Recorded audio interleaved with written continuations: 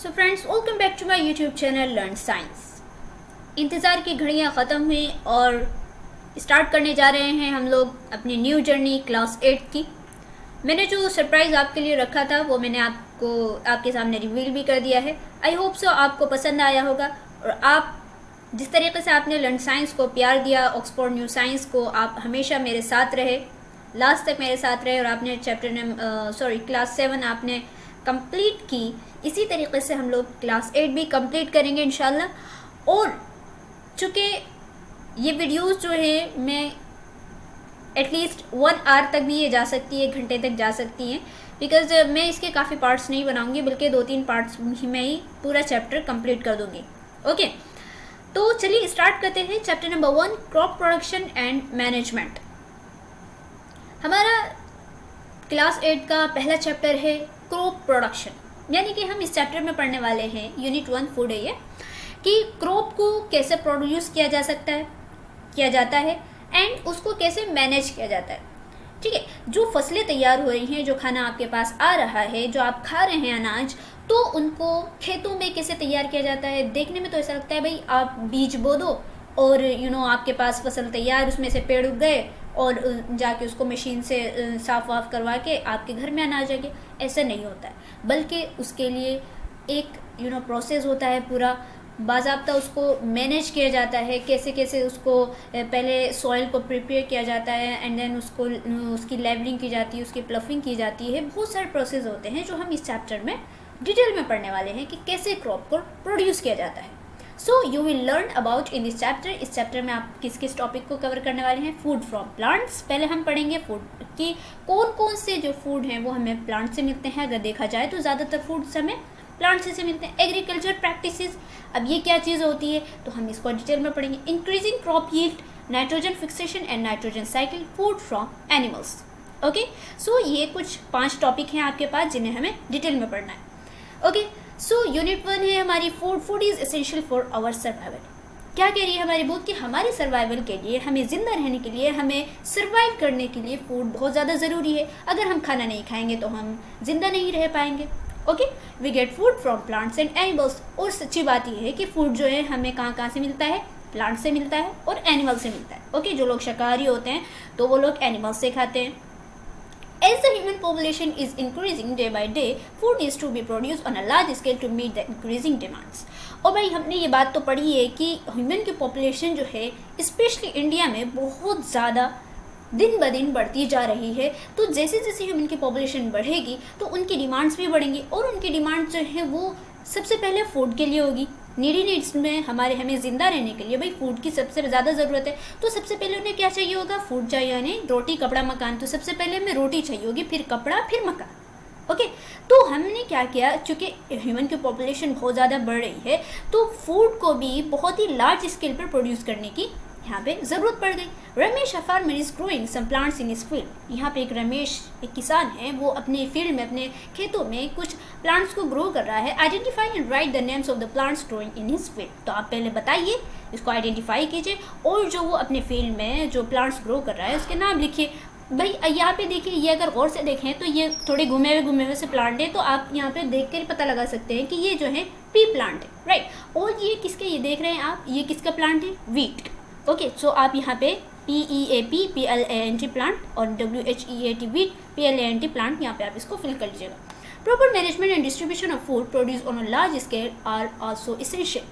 अच्छा भाई, इतने लंबे इतनी ज़्यादा पॉपुलेशन है, तो इतनी ज़्यादा पॉपुलेशन के लिए जो हम प्रोड्यूस करेंगे, एक लार्ज स्केल पे फूड प्रोड्यूस करेंगे, तो अगर हम लोगों ने इसको प्रॉपर मैनेजमेंट उसकी नहीं की और उसको जो है हमने प्रॉपरली उसको डिस्ट्रीब्यूट नहीं किया तो वो तो काफ़ी मुश्किल हो जाएगी, है ना। मतलब सबको सही से नहीं मिल पाएगा। तो हमें क्या करना होता है, इसके लिए ज़रूरी है कि हम जो है फूड को प्रोड्यूस करने के लिए लार्ज स्केल पे हमें प्रॉपरली उसको मैनेज भी करना ज़रूरी है और उसको डिस्ट्रीब्यूट भी करना बहुत ज़रूरी है। In this chapter we will mainly discuss production and management of food. तो हम लोग इस चैप्टर में मेनली क्या डिस्कस करेंगे कि भाई पहले तो उसको प्रोड्यूस कैसे किया जाता है, कैसे क्रॉप प्रोडक्शन की जाती है एंड देन उसको कैसे मैनेज किया जाता है।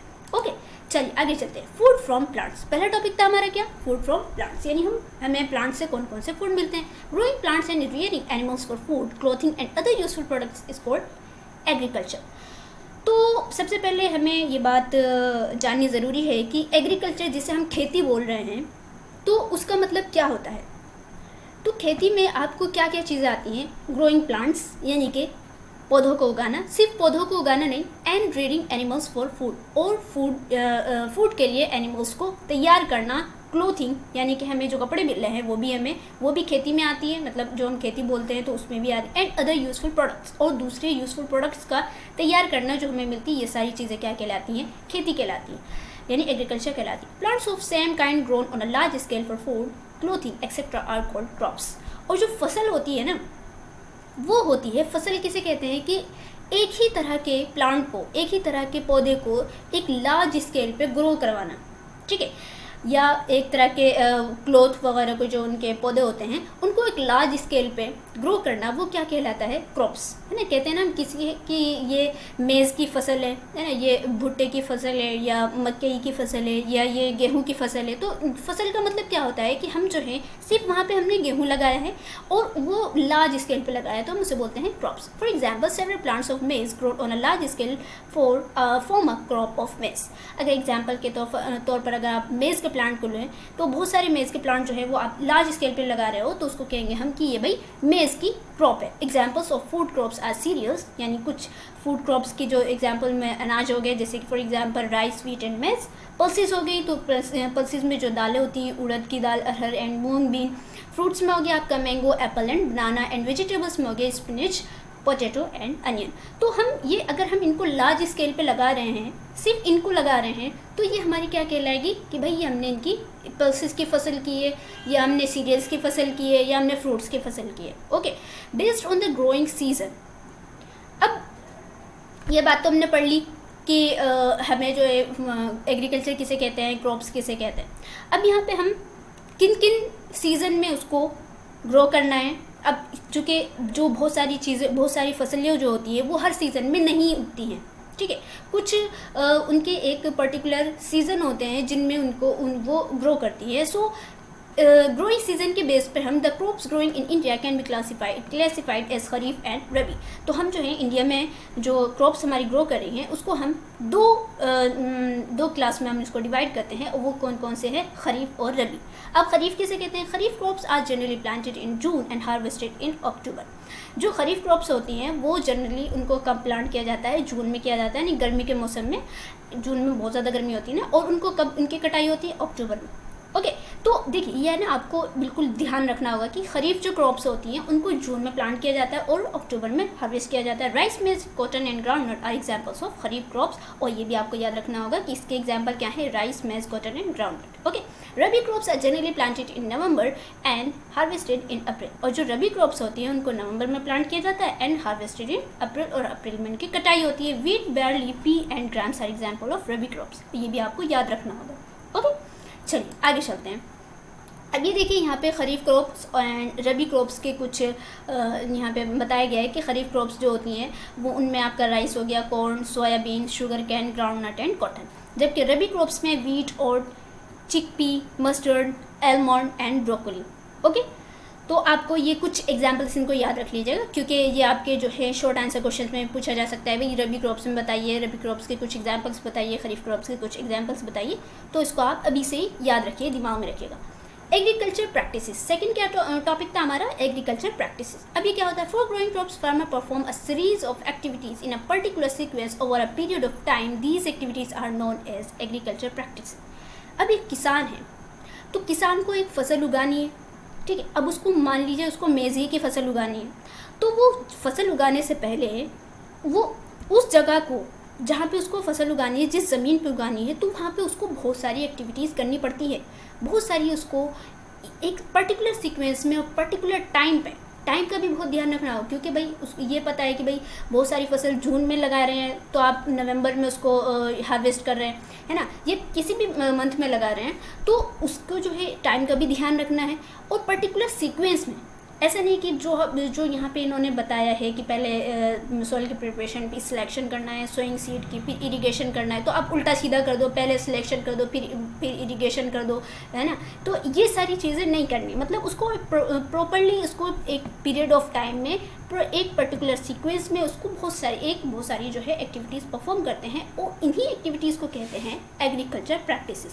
ओके, सो एग्रीकल्चर प्रैक्टिसेस में क्या क्या चीज़ आती है, तो सबसे पहले हमें क्या करना होता है, सॉइल प्रिपरेशन। यानी एग्रीकल्चर प्रैक्टिसेस में जो एक किसान जो एक्टिविटीज़ करेगा, तो सबसे पहले वो क्या करेगा, सॉइल को प्रिपेयर करेगा। अच्छा, सॉइल प्रिपरेशन में क्या चीज़ आती है, तो सबसे पहले वो क्या करेगा, प्लफिंग, यानी कि जुताई करेगा, एंड देन क्या करेगा, लेवलिंग।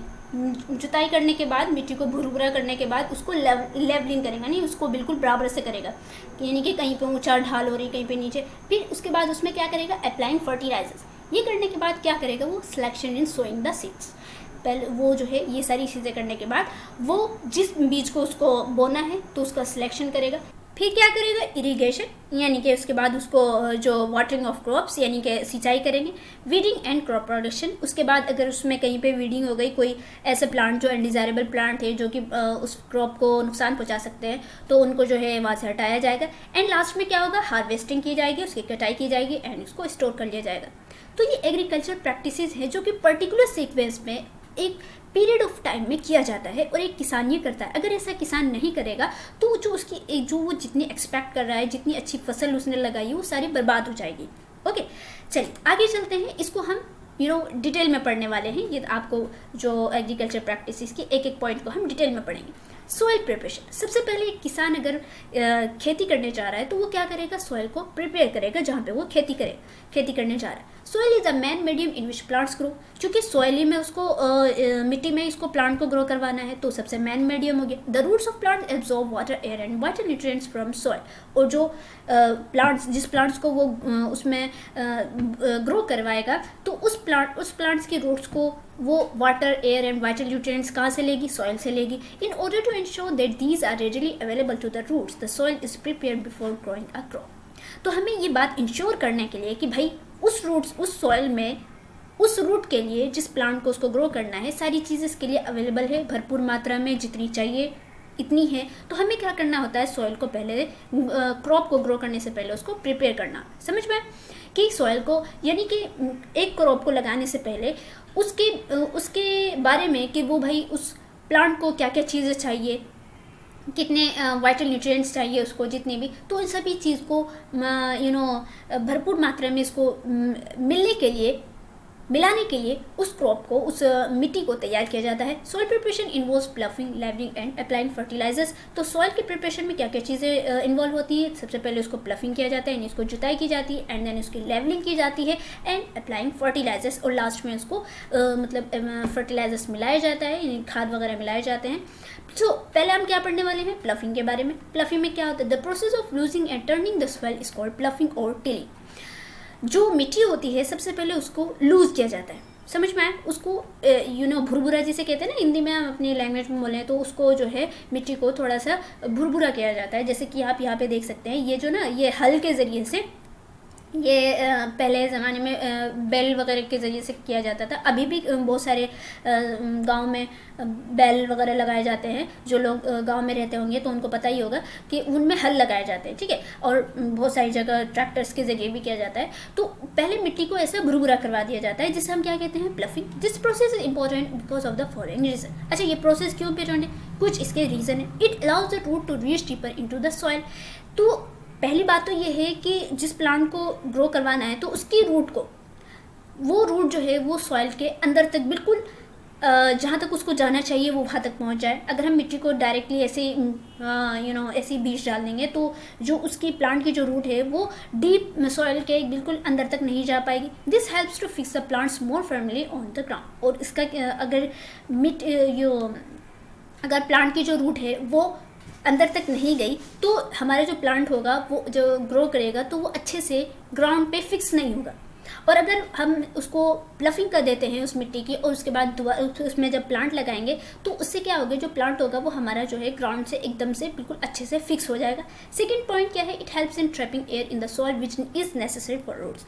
दूसरे क्या है कि भाई जो सॉइल में यानी कि जो सॉइल में मिट्टी में जो एयर है उसको ट्रैप करने में हेल्प करेगा, which is necessary for roots, जो कि रूट्स के लिए बहुत ही ज़्यादा ज़रूरी है। It helps the soil to retain moisture for a long duration. और किस चीज़ में मदद करता है कि सॉइल जो है वो लंबे समय तक के मॉइस्चर को रिटेन कर सके, अपने अंदर समा सके। It helps in bringing nutrition rich soil to the top. और इसका सबसे मेन फ़ायदा ये होता है कि जो सॉइल न्यूट्रिशन रिच सॉइल है, यानी वैसे सॉइल जिसमें कि न्यूट्रिशन की मात्रा ज़्यादा है, उसको ऊपर लेके आ जाते हैं ना। जब हम लोग इसको ऐसे प्लफिंग करेंगे तो जो अंदर की जो न्यूट्रिशन रिच सॉइल है वो जो नीचे है वो ऊपर आ जाएगी। Okay, it helps the soil to mix well with fertilisers. इसके अलावा ये क्या हेल्प करता है कि जो सॉइल है वो अच्छे से फर्टिलाइजर से मिक्स हो जाए। It helps in the removal of undesirable plants called weeds. और इसके अलावा ये जो अनडिजायरेबल प्लांट्स होते हैं उनको रिमूव करने में भी, जिसे हम वीड्स कहते हैं, उनको भी रिमूव करने में हेल्प करता है। ओके, तो हमने देख लिया कि अगर हम लोग प्लफिंग कर रहे हैं, है ना, एक किसान अगर प्लफिंग कर रहा है तो उसके कितने सारे फ़ायदे हैं। ओके, तो ये जो जितने भी फ़ायदे हैं ना, इनमें से आप कुछ ध्यान में रखिएगा, दिमाग में रखिएगा। ओके, और प्लफिंग की भी परिभाषा तो रखनी है आपको दिमाग में। The borrowing action of organism such A earthworm also help in नोजिंग and turning the soil. Okay, जैसे हमने प्लफिंग में कर लिया, तो इसके अलावा कुछ अर्थवर्म भी होते हैं जो कि सॉइल को लूज करने में, उसको भुरभुरा करने में भी हेल्प करते हैं ना। जब आप कभी किसी खेत में जाओ तो वहाँ पे भी आपको कुछ अर्थवर्म जो है ना, कीड़े, वो क्या कहते हैं ना, केंचुए टाइप के आपको ज़रूर दिखेंगे। वो भी क्या करते हैं, वो बिल विल बनाते रहते हैं वो अपना, तो इससे भी जो सॉइल होती है वो लूज होती रहती है। ठीक है, लूज होती रहती है। These organism also help in the decay of dead plant and animals in the soil. और इसके अलावा ये ऑर्गेनिज्म जो है वो जो डेड प्लांट्स होते हैं उनको डिके करने में, ठीक है, जो डेड एनिमल्स होते हैं तो उनको भी डिके करने में बहुत ज़्यादा हेल्प करते हैं, क्योंकि वो जो उनको जो डेड प्लांट्स जब इनको डिके किया जाता है इन ऑर्गेनिज्म के थ्रू, तो वो फर्टिलाइजर बनाते हैं। ठीक है, और वो फर्टिलाइजर जो होता है वो सॉइल की फर्टिलिटी को बहुत ज़्यादा बढ़ाता है। Okay, this process leads to formation of a substance called humus. और ये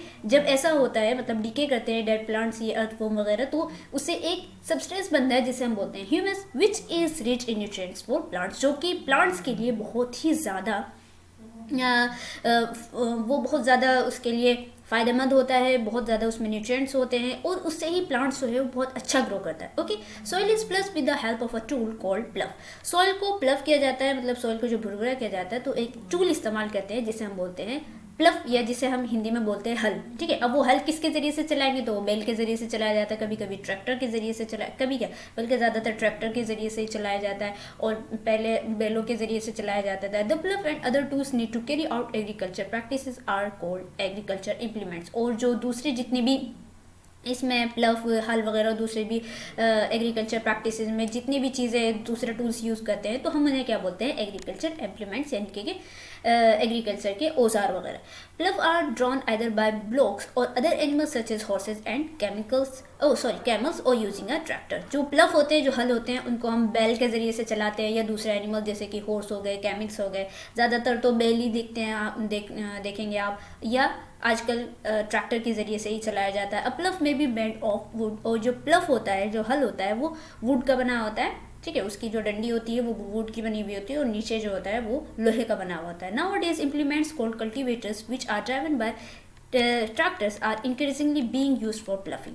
आजकल जो है हम लोग कल्टिवेटर्स का यूज़ कर रहे हैं, जो कि ट्रैक्टर में लगाया रहता है, और उस ट्रैक्टर के ज़रिए से उसको ट्रैक्टर को चलाते हैं, और पीछे से जो है उसमें वो हल वगैरह, हल सा बड़ा सा बना हुआ रहता है, और उसके ज़रिए से प्लफिंग की जाती है। दिस सेव्स बहुत टाइम एंड एफर्ट। और ये जो है हमारा टाइम भी बचाता है, आराम से हमारे कम टाइम में भी काम हो जाता है, और एफर्ट भी हमारा कम लगता है। ओके, तो हमने इसके बारे में पढ़ लिया कि भाई हम प्लफिंग में क्या क्या चीज़ें होती हैं। अब हमारा सेकेंड स्टेप क्या था, लेवलिंग, है ना। हमने प्लफिंग तो कर ली कि सॉइल को भुरभुरा कर दिया, अब उसकी हमने एडवांटेजेस भी पढ़ ली कि भाई हमें क्यों इसको ज़रूरी है। अब हम क्या करेंगे, सॉइल को लेवल करेंगे, ना, इसको बराबर करेंगे। उसको बराबर करना ज़रूरी है, क्यों, क्योंकि भाई अगर कहीं पे सॉइल जो है ज़्यादा, कहीं पे सॉइल की जो जब हमने उसको प्लफिंग की, उसकी जुताई की, तो उसके कहीं पे उसके डले बन जाएंगे, और कहीं पे मिट्टी जो है एकदम सही रहेगी, कहीं पे ऊंचा सब हो गया, कहीं पे नीचा हो गया, तो उसको बराबर लेवल पे करना ज़रूरी है। ठीक है, even after ploughing big lumps of soil called clods may remain in the field. कुछ बिग लम्स, कुछ बड़े बड़े ढेले जो हैं वो सॉइल में रह जाएंगे,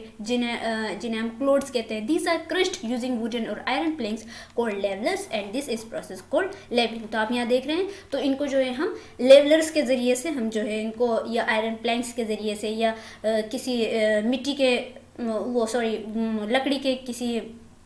लकड़ी के ज़रिए से हम इसको क्रश कर देते हैं, इनको तोड़ देते हैं और मिट्टी को जो है पूरी की पूरी इसको बिल्कुल चारों तरफ से बराबर कर देते हैं। ओके, तो सेकंड प्रोसेस हो गया हमारा लेवलिंग। अब थर्ड प्रोसेस पे चलते हैं, अप्लाइंग फर्टिलाइजर। अब क्या करना है भाई, हमें फर्टिलाइजर को यानी खाद वगैरह को मिलाना है उसमें, ताकि हमारी मिट्टी जो है वो बिल्कुल उसकी फर्टिलिटी पावर जो है वो हाई हो जाए। Applying fertilizers. When crops are growing in a field, they absorb nutrients from the soil. After growing different crops in the same field over a period of time, the level of nutrients in the soil may decrease as they are being used up by the crops. जब हम किसी भी फसल को जो है हम field में लगाते हैं, तो वो जो फसल होती है तो वो सॉइल से न्यूट्रिएंट्स लेती है, एब्जॉर्ब करती है। Okay, after growing different crops in a same field over a period of time, अगर हम एक पीरियड ऑफ टाइम में बहुत सारी मतलब सेम फील्ड जो है वो अलग अलग तरह की क्रॉप्स जो है हम लगाएं एक ही फील्ड में, यानी एक किसान जो है उसके पास एक खेत है, अब उस खेत में जो है वो एक अलग अलग पीरियड ऑफ टाइम में अलग अलग क्रॉप्स लगा रहा है, ठीक है। अब the level of nutrients in the soil में decrease as they are being used up by the crops. तो जो न्यूट्रिएंट्स का लेवल है, जो उसके अंदर जो सॉइल का जो न्यूट्रिएंट्स का लेवल है वो तो कम होगा ही, है ना। और चूंकि भाई न्यूट्रिएंट्स क्यों उसका लेवल कम क्यों होगा, क्योंकि जो क्रॉप्स हम लगा रहे हैं वो उसको यूज कर रहे हैं क्रॉप्स। इवेंचुअली द सॉइल में इवन टर्न इनफर्टाइल, और ऐसा भी हो सकता है कभी कभी कि सॉइल जो है वो हमारी इनफर्टाइल हो जाए। मतलब ये है कि उसमें अगर आप कोई भी क्रॉप लगाए या कोई भी पौधा लगाए तो वो जो है ग्रो ना करे, not allow growth of crops at all, यानी कि उसमें कोई भी क्रॉप्स ग्रो ना करे। To avoid this situation farmers often add substances called fertilisers to the soil. तो हम इस सिचुएशन से बचने के लिए फार्मर्स क्या करते हैं कि प्लफिंग करने के बाद लेवलिंग करते हैं, लेवलिंग करने के बाद फर्टिलाइजर उसमें जो है ऐड कर देते हैं, ताकि उसकी जो फर्टिलिटी पावर है वो खत्म ना हो, और अगर कहीं पे खत्म भी हो गई है तो वो बराबर से हो जाए। Okay, fertiliser is a natural और chemical substances that contain one और more nutrients essential for plant growth. जो फर्टिलाइजर होते हैं जिन्हें हम नॉर्मल लैंग्वेज में अपनी भाषा में हम खाद बोलते हैं, तो वो या तो नेचुरली हो सकते हैं या केमिकली होते हैं, है ना। केमिकली भी हम बाज़ाब्ता केमिकल्स के ज़रिए से उसको बनाया जाता है, और उसके अंदर वो प्लांट की ग्रोथ के लिए बहुत ही ज़्यादा ज़रूरी होता है, क्योंकि उसमें न्यूट्रिएंट्स की मात्रा बहुत ज़्यादा होती है, वो न्यूट्रिएंट्स जो कि प्लांट की ग्रोथ के लिए ज़रूरी है। Table 1.1 describes the difference between natural and chemical fertiliser. तो आपको यहाँ पे जो है एक टेबल दी गई है, इसमें आपको जो है नेचुरल और केमिकल फर्टिलाइजर के बीच में डिफरेंस बताया जाएगा कि नेचुरल फर्टिलाइजर्स क्या होते हैं और केमिकल फर्टिलाइजर क्या होते हैं और उनके क्या क्या फ़ायदे हैं। ओके, तो ये आपकी हो गई table natural fertiliser and chemical fertiliser. तो नेचुरल फर्टिलाइजर क्या होती है भाई, नेचुरल नाम ही से पता चल रहा है कि नेचर में, यानी कि खुद ब खुद बनने वाली जो नेचुरल हमारी प्राकृतिक फर्टिलाइजर हो गए, प्राकृतिक खाद हो गई। These are obtained from plant and animal waste. तो नेचुरल फर्टिलाइजर हमें कहाँ से मिलते हैं, प्लांट और एनिमल के वेस्ट जो होते हैं, गोबर हो गए, ह्यूमन के जो वेस्ट होते हैं उनको भी हम यूज़ करते हैं एज अ खाद, ठीक है। और केमिकल फर्टिलाइजर क्या होते हैं, these are chemical substances produce in factories. तो केमिकल फर्टिलाइजर को हम फैक्ट्रीज में बनाते हैं। नेचुरल फर्टिलाइजर क्या हो गया, this increase the humus content of the soil, कि जो नेचुरल फर्टिलाइजर जो है वो सॉइल की ह्यूमस का जो कंटेंट है उसको ज़्यादा बढ़ाता है। और ये केमिकल फर्टिलाइजर क्या कहते हैं, these do not increase the humus content of the soil. ये जो है सॉइल की ह्यूमस की जो उसके अंदर ह्यूमस की जो ह्यूमस होता है उसको नहीं बढ़ाता है। ओके, और इसका एग्जाम्पल क्या हो गया, एग्जाम्पल्स आर मैन्यूर, खाद हो गई, compost, bone meal, a mixture of crush and coarsely ground bones and bark of neem. तो इसके ये कुछ एग्जाम्पल्स है जिन्हें आपको याद रखना है। एंड इसका एग्जाम्पल क्या हो गया, examples are urea, ammonia, sulphate, potash and NPK, nitrogen, potassium and phosphate fertilisers. Okay, तो ये जो नेचुरल और केमिकल फर्टिलाइजर्स में आपने देख लिया कि जो नेचुरल फर्टिलाइजर्स जो होते हैं ये हम नेचुरली बनाते हैं, जबकि केमिकल फर्टिलाइजर जो है फैक्ट्रीज के ज़रिए से बनाए जाते हैं। अच्छा, जो नेचुरल फर्टिलाइजर्स जो होते हैं, जो ऑर्गेनिक फर्टिलाइज़र भी होते हैं, तो हम ये आजकल ज़्यादा यूज़ किए जा रहे हैं। क्यों? क्योंकि नेचुरल फर्टिलाइजर्स में इसका फ़ायदा ये होता है कि हमारे जो पौधे होते हैं वो एक तो अच्छे से ग्रो करते हैं, एंड देन हमें जब वो पौधे जब उससे फल वगैरह निकलता है, जब वो हमारे पास आता है, तो अगर उसमें नेचुरली फर्टिलाइज़र यूज़ किया हुआ है तो वो हमें ज़्यादा नुकसान नहीं करते, एक नुकसान ही नहीं करते हैं, बल्कि हमारी हेल्थ के लिए बहुत अच्छे होते हैं। अगर वो पौधे जो है केमिकल फर्टिलाइजर्स के ज़रिए से अगर वो ग्रो कर रहा है तो वो जब हमारे तक पहुँचेगा हम उसको खाएंगे, कोई भी क्रॉप हो वो हम खाएंगे, तो वो केमिकल, क्योंकि उसमें केमिकल मिला हुआ है, तो हमारी सेहत के लिए, हमारी हेल्थ के लिए काफ़ी ज़्यादा नुकसानदेह हो सकता है। इस वजह से जो है आजकल ज़्यादातर प्रायोरिटी किसको दी जाती है, नेचुरल फर्टिलाइजर्स को, और कहा जाता है कि भाई आप नेचुरल फर्टिलाइजर्स यूज़ करें, केमिकल फर्टिलाइजर को मत यूज़ करें। ओके, सो ये टेबल जो है वो बहुत ही ज़्यादा इंपॉर्टेंट है, आप इसको याद करिएगा, याद रख लीजिएगा, क्योंकि देखिए ईजी तो बहुत ही है ना, तो आप इसको ध्यान रखिएगा। Chemical fertilizers may get washed out into water bodies through a process called leaching and harm fishes and other aquatic animals। अच्छा देखिए, यहाँ पे केमिकल फर्टिलाइजर्स का एक डिसएडवांटेज भी बता रहे हैं कि केमिकल फर्टिलाइजर कभी कभी क्या होता है कि वो जो है ना वाटर बॉडीज में चले जाते हैं।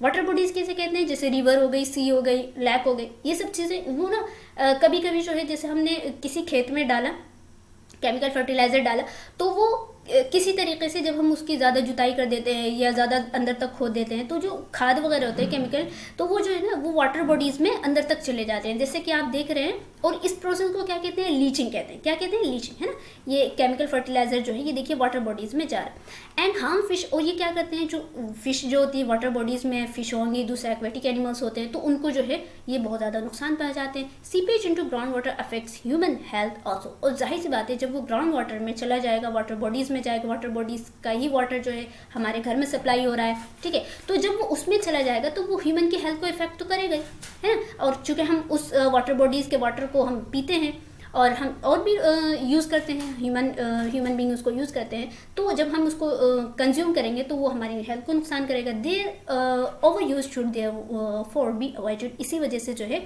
इसका ओवर यूज़ करने के लिए मना किया जाता है। कहा जाता है कि भाई आप इससे अवॉइड कीजिए, ज़्यादा से ज़्यादा आप नेचुरल फर्टिलाइज़र का यूज़ कीजिए।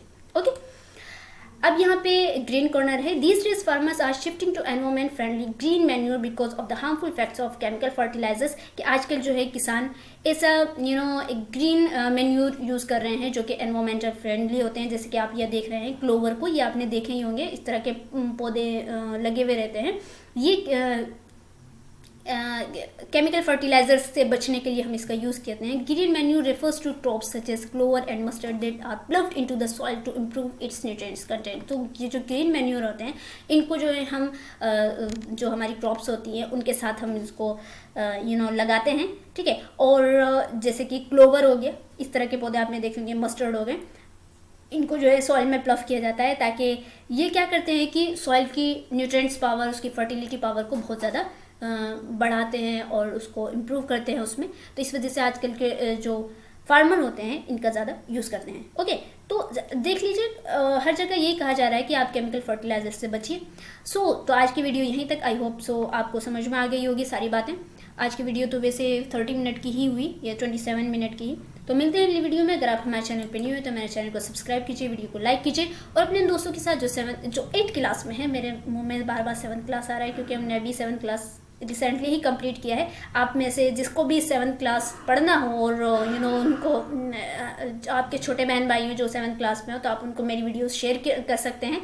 तो मिलते हैं अगली वीडियो में। अगर आप हमारे चैनल पर न्यू हो तो हमारे चैनल को सब्सक्राइब कीजिए, वीडियो को लाइक कीजिए और अपने दोस्तों के साथ जो 8th क्लास में उनको ज़रूर शेयर कीजिए। अस्सलाम वालेकुम।